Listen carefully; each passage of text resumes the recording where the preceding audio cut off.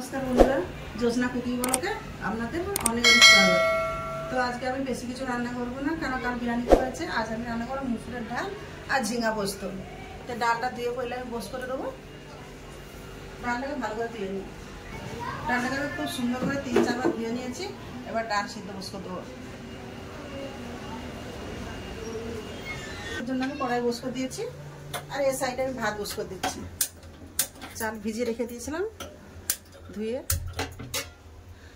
দিয়ে দেবো কড়াই জল, ধুয়ে রাখা ডাল,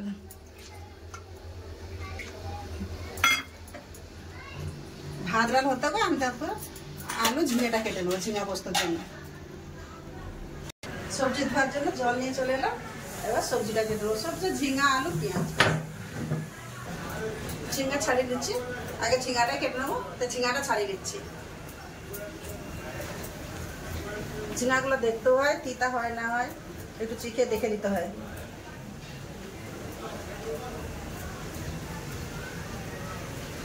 ঝিঙাগুলো ছাড়িয়ে ধুয়ে নিয়েছি, এবার কেটে নেব। এই সাইজে করে কেটে দেবো।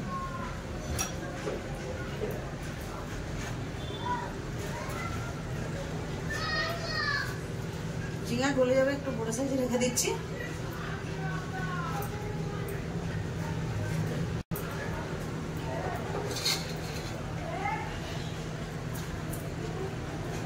ঝিঙা কেটে নিয়েছি, এবার আলু কেটে নেবো। আলুটা ছাড়িয়ে নি।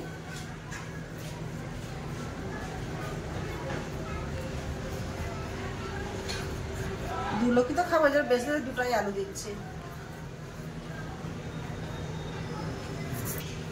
মেয়ে কাল বাড়ি চলে গেছে, দু লোকেই খাবো, ওই জন্য কম করে রান্না করতেছি। ঝিঙা তো কম হয়ে যাবে, ওই জন্য দুটো আলু দিচ্ছি। আলুটাও কেটে নিয়েছি, বাস একটু রয়ে গেছে।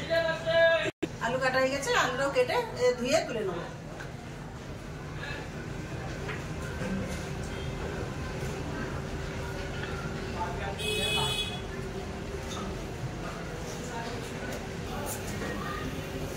ডালের জন্য পেঁয়াজ কেটে নিয়েছি। পোস্ততে একটা লঙ্কা দেবো, তাই জন্য একটা কাঁচা লঙ্কা চিড়ে নিয়েছি। লঙ্কা চিড়ে নিয়েছি, হয়ে গেছে।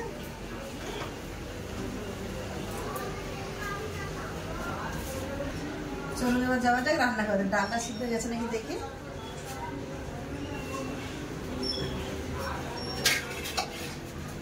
ডালটা খুলে দেখে নেবো।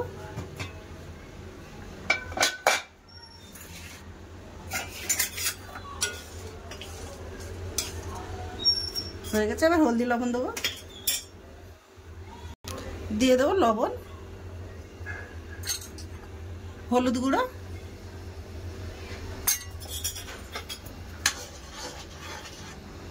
আর একটু ঢাকা দিয়ে দেবো। আচ্ছা, ডাল সিদ্ধ হয়ে গেছে, পাশে ভাত হয়ে গেছে। ভাতটা আগে আমি ফ্যান করে নেবো, তারপর ডালটা জল দেবো।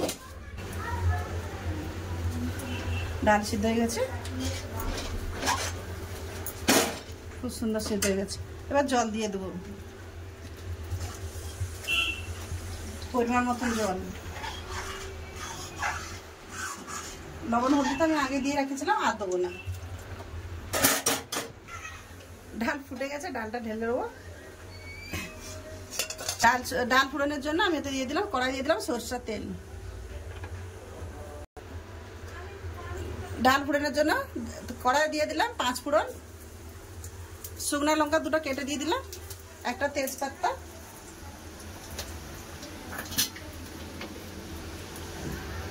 5 ফোড়ন লঙ্কা তেজপাতা বাদামি কালার হয়ে গেছে। এবার দিয়ে দেবো পেঁয়াজ, কেটে রাখা পেঁয়াজ দিয়ে দিলাম।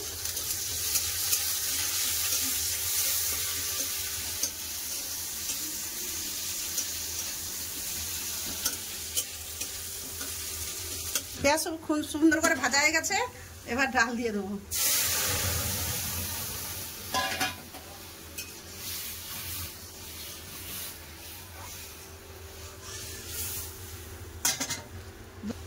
দু 3 মিনিট ফুটে যাবে, তারপর নামিয়ে নেবো।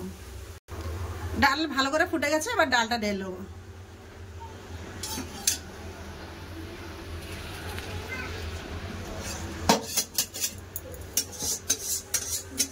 ঝিঙা পোস্তর জন্য কড়াই দিয়ে দেবো সরষের তেল। পোস্তার জন্য ফোড়ন দিয়ে দিলাম কালো জিরে, একটা কাঁচা লঙ্কা চিরা, দিয়ে দেবো আলু। আলুটা পরে একটু ভেজে নেবো, তারপরে ঝিঙা দেবো।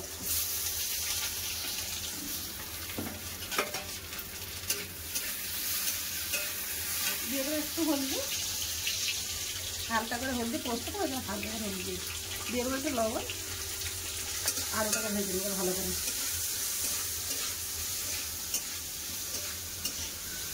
আলু খুব সুন্দর করে ভাজা হয়ে গেছে, এবার ঝিঙা দিয়ে দেবো, কেটে রাখা ঝিঙা।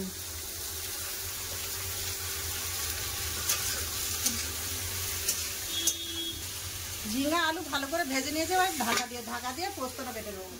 ঢাকা দিয়ে দিলাম, শিলের মধ্যে নিয়ে নিলাম পোস্ত।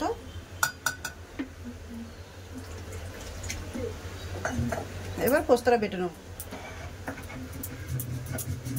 পোস্ত আবার বাটা হয়ে গেছে, পোস্তটা তুলে নেবো।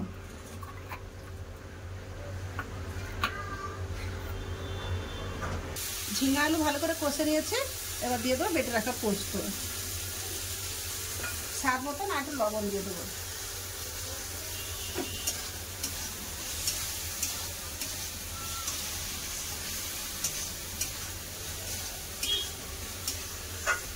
পোস্তর সাথে ঝিঙা আলু সব কষে নিয়েছে, কম করে জল দেবো, কেন সব সিদ্ধ হয়ে আছে, একটু করে জল দেবো।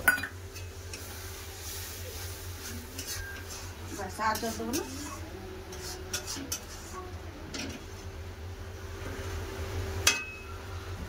হয়ে গেছে আমার ঝিঙা পোস্ত, এবার গ্যাস বন্ধ করে নামিয়ে নেবো।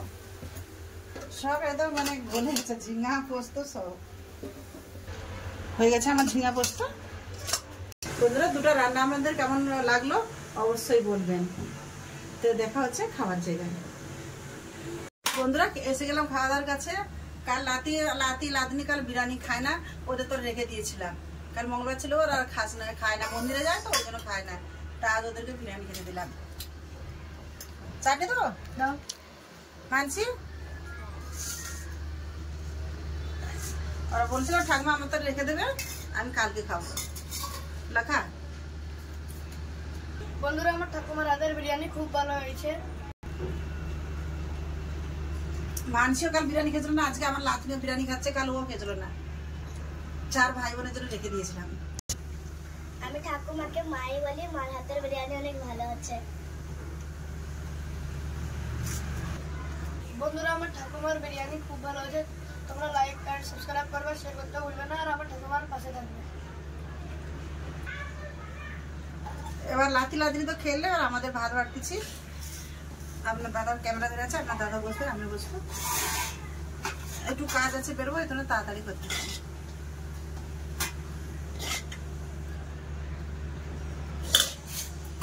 আপনার দাদারও ভাত বেড়ে দিলাম। তো আমি খেতে বসে যাচ্ছি, তাহলে ভিডিওটাকে এখানে আর বড় করতেছি না।